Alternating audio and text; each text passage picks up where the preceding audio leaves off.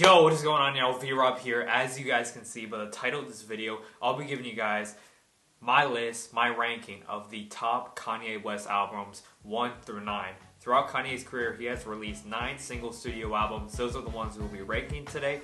These are based on, in my opinion, his best work. These are not my personal favorites. My personal favorites, honestly, you guys, are in a complete different order. This is just based on sheer greatness, to say the least. And you guys also have to remember, I think of these like my kids, bro. It is so hard to pick one over the other, but I know for the video you guys want to see me rank them, so I would not be including any collab albums such as Kids See Ghosts, Watch the Throne, or Good Music Cruel Summer. Without further ado, you guys, let's start off from the bottom at number 9. Starting off at number 9, you guys, we have Late Registration. Late Registration, Kanye's second ever studio album, which released in 2005.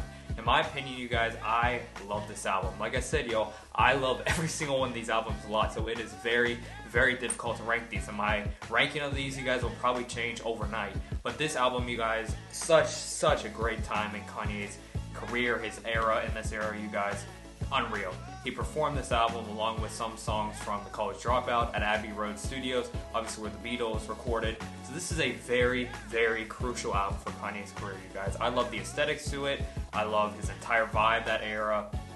And I love, you know, still the soul samples there, a lot of jazz samples. My top 3 favorite songs, you guys, are number 3, Touch the Sky, number 2, Gone, and number 1, We Major.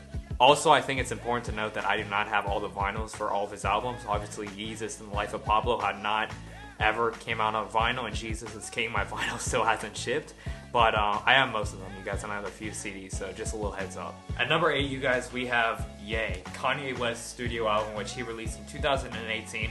Obviously, this was Kanye's first album out ever since he went through his mental breakthrough, in which he was very silent throughout the year of 2017. So to come out with this, you guys, after a lot of criticism wherein the Make America Great Again had, the TMZ interview, which came out on May 1st, I am a huge fan of this album, you guys. Obviously, this album really tackles a lot of subjects such as Kanye's insecurities and mental health as a whole. I'm a huge fan of this album, you guys. My top 3 favorite songs: number 3, Violent Crimes, number 2, No Mistakes, and number 1, Ghost Town.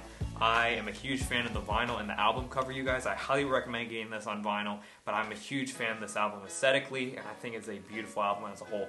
Also, the listening party in which he had on May 31st, 2018 in Jackson Hole, Wyoming, in which he recorded this album, unreal, you guys. I can't even imagine the vibes, the energy there that night.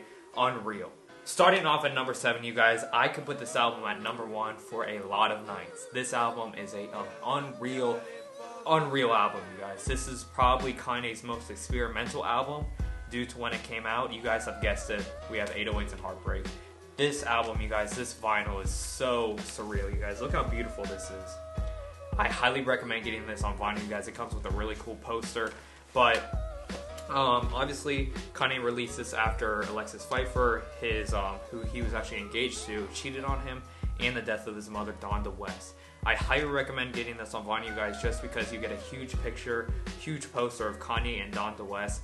But I'm a huge fan of this album, you guys. This has really led the way for so many people, so many artists in the R&B and hip-hop community nowadays. You can even look at interviews from Lil Uzi, The Weeknd, Drake. They all have stated that they were so inspired from this album, you guys. And Lil Uzi has even been on the record for saying he would not be where he is today without this album, 808s and Heartbreak. 808s changed your life. Yeah, it was Really? fire. It made me wanna be like, I wasn't sad because I was young, but it made me wanna. I felt Be sad. You wanted to feel that. Yeah, but I was too young. Like, I wasn't sad. Like, The auto-tune, the R&B singing type vibe for a rapper was never really a thing in 2008. Top 3 favorite tracks. So number 3 we'll do. This is tough, y'all. This is very tough. 3 we'll do Love Lockdown. 2 Paranoid, and number 1, All My Sad Boy Hours. People know it. Streetlights. Number 6, you guys, like I said, I do not have this one on vinyl yet. Should be coming very, very soon. It's what I've heard. Is Jesus is King. Kanye West's first ever fully Christian album, in which he released on October 25th, 2019. I remember the hype among this album, you guys. Obviously, it was just 6 months ago, but it was unreal, you guys, the way he delayed it a month, all the listening parties. He also released the IMAX movie, which I thought was amazing. I love the entire Sunday service vibe as a whole, and as a Kanye fan, as a Christian, I'm a huge fan of where he's going as a person as a whole. I think a lot of people have to realize this is a huge transitional period in Kanye's life. So I know a lot of people didn't like the album. Some people loved it. I loved it, you guys. I thought it was a beautiful album. And for a Christian album, for what he did, I thought it was very experimental from a Christian side of things. I love what he's doing, you guys. I also love Jesus Is Born, the Sunday Service album that came out on Christmas Day last year. But top 3 favorite tracks, so we'll do number 3, Hands On. Number 2, On God. I love the beat on that by Pierre, y'all. And number 1, God Is. I just thought I'd have to show you guys this picture right here before we keep going. I remember I literally hyped up Jesus Is King, y'all, with every single class I had in high school, y'all. Because I'm probably not going back to high school, sadly, because of this coronavirus outbreak. But I remember I literally hyped up this album, you guys, with every single person I came into contact with for, like, when they announced it, like August 27th, I think. So for the next 2 months, between August and October, I hyped this album up so much, you guys. I'll show you guys right here. I remember the exact moment. I was in astronomy when the album came out. It was directly at 12 o'clock at noon. And I'll show you guys this right here. My friend DJ, shout out to Diego one time, he wrote this, I don't want to say paragraph, but this entire essay on which songs have defined our class or our senior year, and he chose Follow God, and he did a little story about me, you guys. I'm a huge fan of it, y'all, but yes, it was unreal. I left school early so I could listen to the album, and yeah, the rest is history. Jesus is King, and that's a fact. Alright, yo, for number 5, you guys can see it behind me, it is Graduation. Now, if I had to rank Graduation, you guys, or excuse me, rank my favorite albums, you guys see I got the vinyl, I got the CD, I got the bobblehead also. If I had to rank my favorite albums for Kanye and for music as a whole, I would list Graduation as my favorite album of all time. I feel with this album, I mean, it's not even like it's a given fact that this album introduced me to music. I remember growing up listening to Stronger, listening to I Wonder, Flashing Lights, and that album, you guys, was my introduction to, I would even just music as a whole, not even just hip hop. And so I truly feel without that album, I wouldn't be making this video. I might probably not even be on YouTube. That album was such just a confidence booster for me. And growing up listening to some of those iconic songs, and you look at what it did for Kanye's career back in 2007, you guys, in my opinion, Graduation is the album that took Kanye from a very popular hip-hop artist. I mean, he sold, what was it, over 500K in the first week for College Dropout, over 500K in the first week for Late Registration. So he was already here. But I feel Graduation with the whole 50 Cent beef on who would sell more on September 11, 2007, who would sell more in the first week. Kanye won by a landslide, selling almost 1 million copies. I truly feel this is the moment that he reached superstar status. My top 3 favorite songs, though, this is tough. This is very tough. I mean, I'm telling you guys, this is my favorite music album ever. I guess right now I'd say 3, The Glory, 2, I Wonder, and 1, Can't Tell Me Nothing. I love The Glory, you guys, so underrated. This album right here, you guys, for number 4, a lot of people hated it when it came out. A lot of people loved it when it came out. It was one of the most hated albums. But from an art standpoint, it was one of the most praised. I feel like a lot of people at this point in their lives now love it. 7 years later, we have Yeezus. Now, Yeezus, ladies and gentlemen, and I love the packaging on this. The packaging on this, you guys, describes the entire Yeezus era, you guys. Kanye leaving Nike for Adidas, talking about the corporations, how he's been used, how we're all slaves of brands, slaves of media, slaves of all this in society. This is basically just like an FU to the entire economy, society, planet as a whole. To everyone that doubted Kanye, that held him in a box as a rapper, that he couldn't do this, couldn't do that, and he was trying to get into the fashion industry, yo. I love this album, yo. Top 3 favorite tracks, y'all. Wow. I'd say number 3, New Slaves. The outro is one of the best of all time. Shout out to Frank Ocean one time. 2, Black Skinhead. I think that song really defines the entire album and era as a whole. And number 1, Blood on the Leaves, especially that second half. Number 3, this is one of the 2 vinyls that I actually have hung up. I have Kids See Ghosts right here. And then over there, the College Dropout. Kanye West's first ever studio album released in 2004. I think February 12th or 13th. I might be wrong on that. I know it was in early February though, yo. Soul samples. Never seen anything like it in hip-hop. Kanye really broke barriers with this, you guys, targeting an audience that not a lot of rappers or hip-hop artists at the time really reached towards. He talked about, you know, just a middle-aged life, what it's like to be in school, what it's like dropping out of college, what it's like for basically being a young adult in society.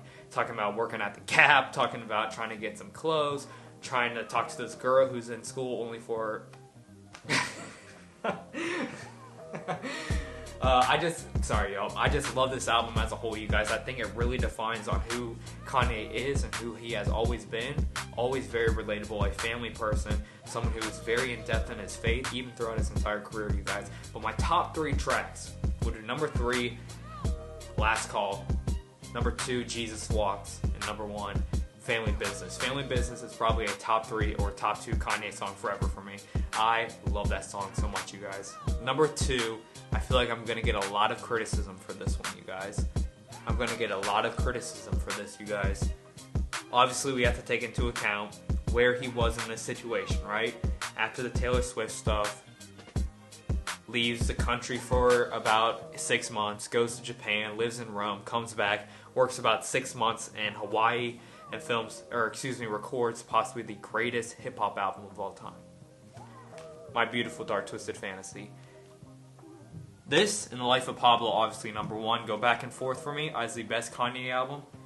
And I might even switch it if I'm going to be honest with you guys for this video, but this album right here, you guys, such a defining moment in Kanye's career and Kanye's life as a whole.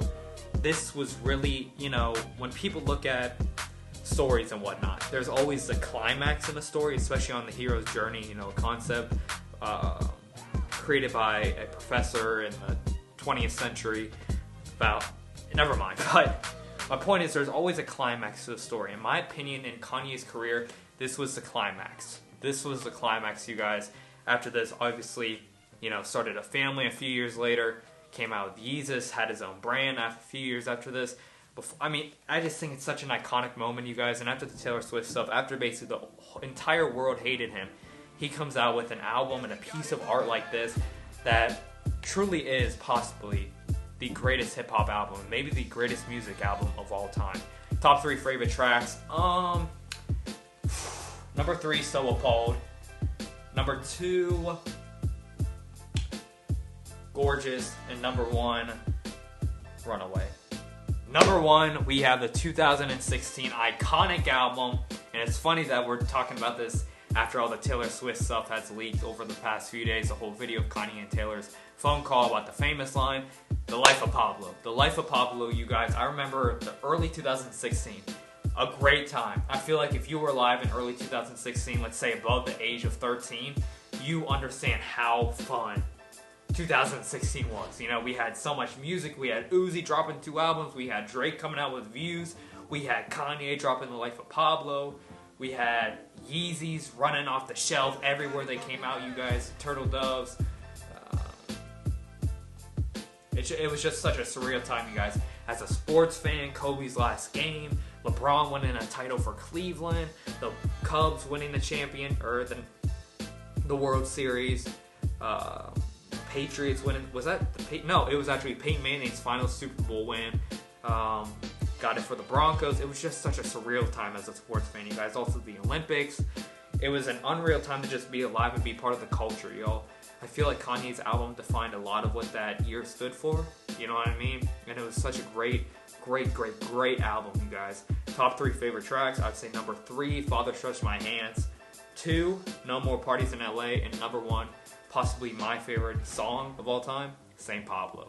I just remember the hype around that album, you guys. Like, I remember me and my friends getting excited about every single album that was coming out that year and that winter.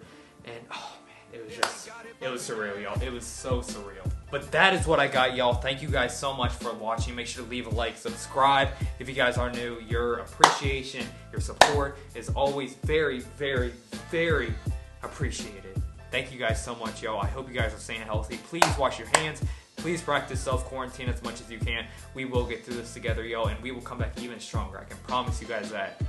That don't kill us can only make us stronger. Thank you guys so much. V-Rob is out this thing. All love 2020. And we out this thing. Peace! By the way, y'all, check out the fit today. We have an H&M flannel. Alright. Shout out to D'Angelo Russell one time. We have a polo, you know what I'm saying, waffle waffle knitted little hoodie. It's very light though.